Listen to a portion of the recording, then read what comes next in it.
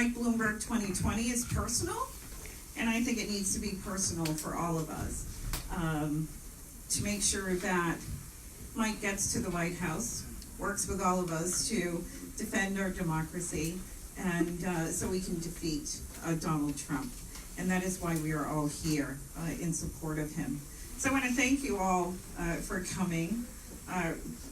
Hopefully Mike is on his way in, because I could tell more stories. Could you remind people to take lawn signs if they're interested and able? Well, this is Nancy. She is one of our star volunteers. So thank you so much for that, Nancy. So we have lawn signs, right? It's a beautiful spring day out today. So be sure to pick up your lawn signs and put them out so we can increase our visibility of Mike in every single neighborhood in the Commonwealth. So we do have lawn signs. We have packets of information. Everybody has a rally sign. Good to see that. We have plenty of those.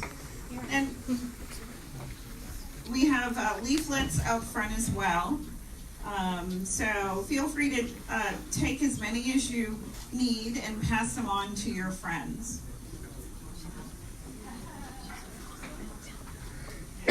He's coming. Is everybody ready?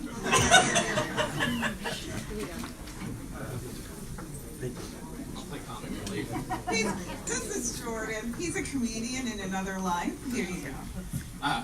The bus is pulling up literally right now, and they're about ready to walk out. What's that? This is our fourth event.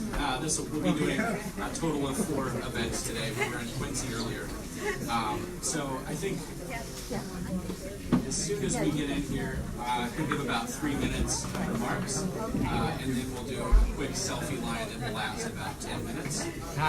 So I think you have a question. Well, I don't know. I'd like to make a comment. Sure. I happen to be from New York. I am a retired teacher, and I am the co-CEO of Archie Comics. But I was at an event where, not even an event, it was just in conversation, Mike was there. And again, it's what you said. It was his compassion about education. I had never gotten that from, someone, and I felt so good with being a teacher and, knowing so many teachers that he really got the importance. So again, I always got that feeling of deep compassion on issues.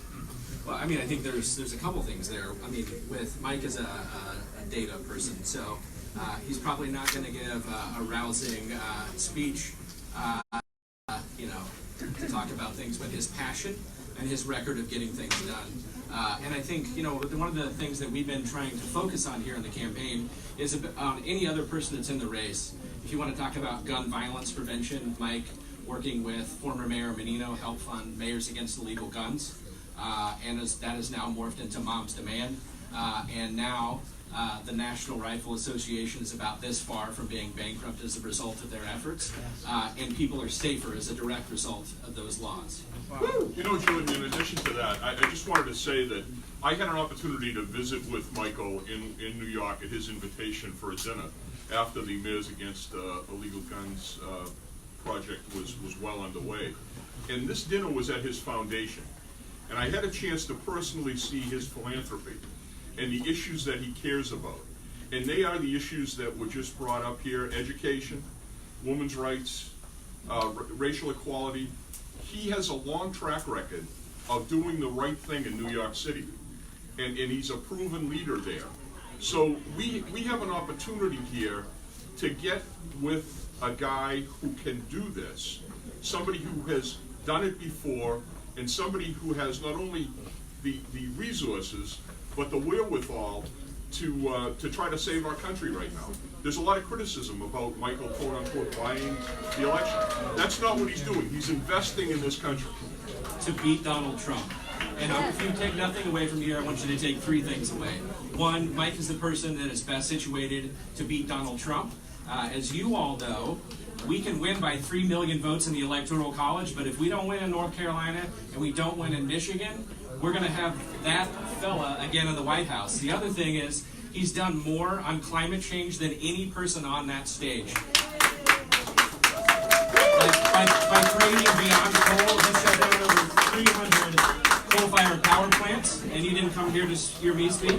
So I'm going to, here in just a second, we're going to hand it over to our featured guest.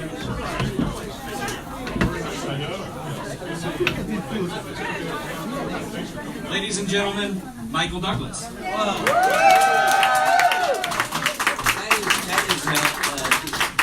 hello, Medford, Mass, the scene of the crime.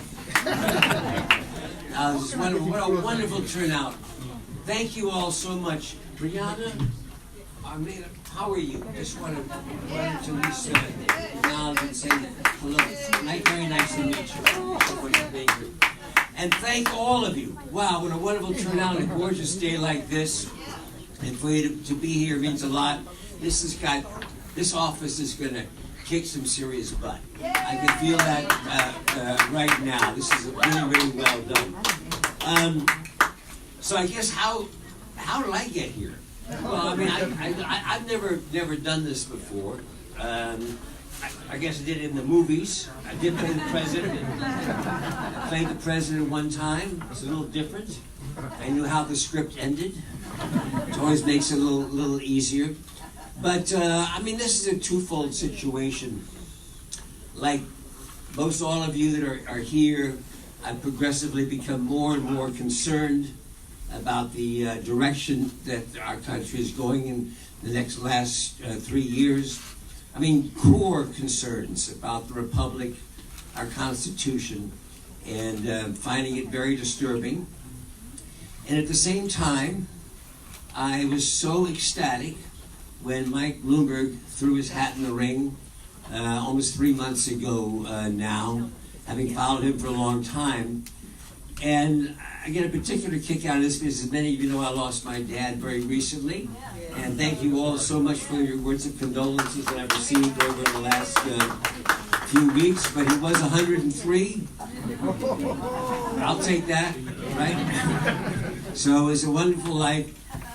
And he liked to follow politics and things that were going on. And I remember now 3 months ago, and I live back east in New York, and he's out in California. We FaceTime each other all the time. And I FaceTime and said, Dad, I said, Mike Bloomberg's got his hat in the ring. And you know, he just sort of nodded, it was all good. He said, I'm all in, Dad, I'm all in. And contacted the Bloomberg organization that first day to come out here because I had a little experience with Mike, not only as a New Yorker. I was in New York on 9/11. I watched what happened soon after that with the terrible economic demise that existed throughout the country, and saw Mike when he came into office soon after 9/11 and what he did to our city of 12.5 million people, which I think is more than most of our states, sizes.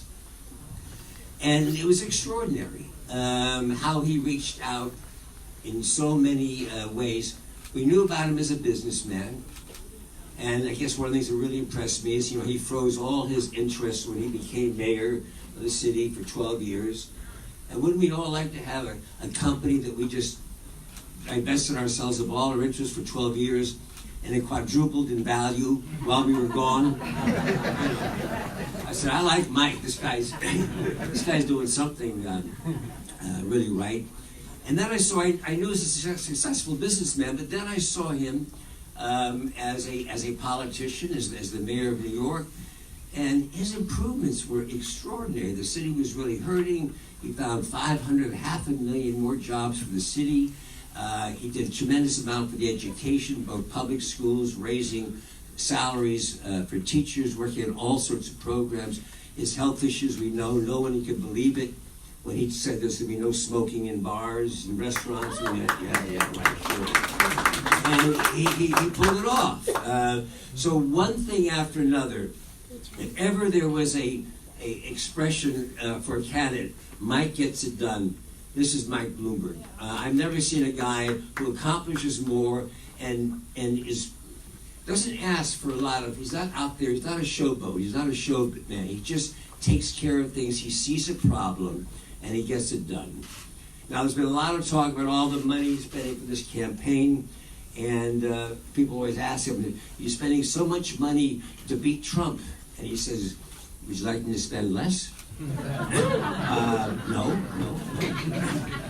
So, I mean, there you go. And while he's been at it, while he's been a successful businessman, an incredible mayor of our city, he has spent over $10 billion in his philanthropy work, which is just amazing. Personally, again, for me,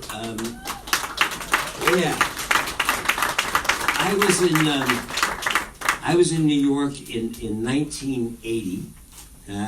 Going home was in December. It was a cold night. I remember a really snowy night. And I was going home from having a good time with a buddy up on the west side where I live. And we passed by all these ambulances and police cars, and it was the night that John Lennon got shot. And I knew John, and the friend I was with, Jan Wenner, who ran Rolling Stone magazine, was close friends. And we started afterwards a group called Ceasefire, and I've been actively involved in different handgun and assault rifle issues for the last 40 years. And truthfully, I've not seen a whole lot accomplished in this issue rather than conflict. That's before Mike really got involved in this with every town. And the results have been quite amazing. So everywhere you look, even in the coal issue, the money that he spent with the Sierra Club in terms of reducing our coal output has been really impressive. So these are all things along the side that you see that lead me to say this is really truly one of the best candidates we've had running for office in 30 or 40 years. So, I mean, he may not win the contest in stand-up comedian of the time, but you can't be everything to everybody. So I just admire this guy so much, and I'm really happy to be out here sharing it, and obviously with this turnout. So we got tomorrow's get out the vote. We start getting out the vote on tomorrow, leading up to March 3rd, which is, I think we're going to be in a very exciting time. So I ask all of you, and first of all, I say thank you so much for being here today, for supporting Mike, and really hope that you put a little sandpaper on those knuckles, get them so soften them up a little bit for those hard wooden doors that we're going to be knocking on heaven's door. Okay, so listen, thank you so much. I'm really happy to be here, and thank you for all of your hard work. And let's go see what happens, and let's get this done. Thank you.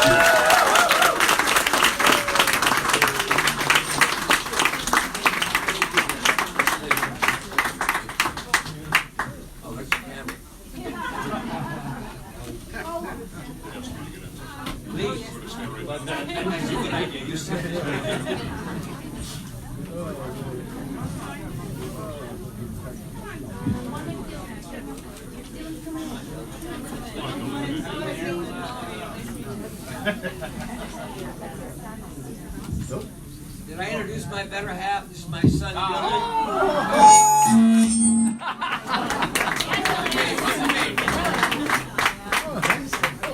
Taking our One more time.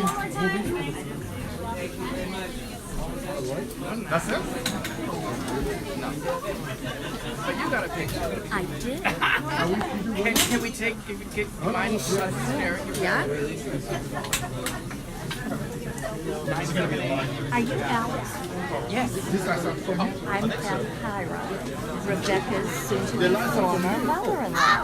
And this is Alex.